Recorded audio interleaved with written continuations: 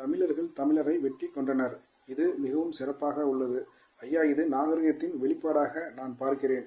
விஞ்ஞான வளர்ச்சியிலே 2000 ஆண்டுகளை கடந்தும் தமிழ்நாட்டில் இது போன்ற செயல்கள் நடந்து வருகிறது என்றால் நாம் மிருகத்தை விட மோசமான நிலையில் நாம் இருக்கிறோம். ஐயா, பாதிப்பை அடைந்தவரும் பாதிப்பை ஏற்படுத்தியவரும் 2 சமூகங்களை சேர்ந்தாலும் அல்லது 3 சமூகங்களை சேர்ந்தாலுமே உயர்ந்த மக்கள் ஒருபோதும் தாழ்ந்த நிலைக்கு வரக்கூடாது.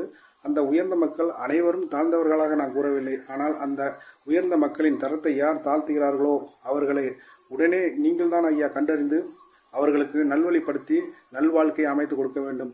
பாதிப்படைந்தவர்களும் நாம் செய்த தவறு என்ன, நமது தலைவர்கள் செய்த தவறு என்ன என்பதை உணர வேண்டும். ஒவ்வொருவரும் அரசாங்கத்தை நம்பி நாம் வாழ்வதில்லை. நாம் உழைத்தால்தான் நமக்கு சோறு. சட்டமும் ஒழுங்கும் சரியாக உள்ளதா இல்லையா என்பது நமது கடமை கிடையாது. அது தன் வேலையை செய்யும்.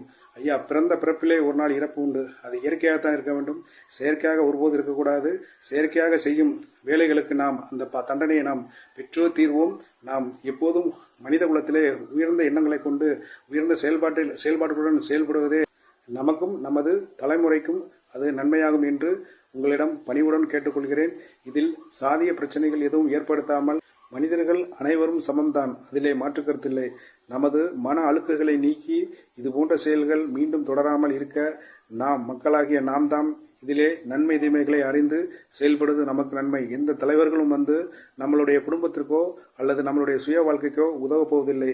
நாம் எப்படியோ அப்படித்தான் தலைவர்களும்.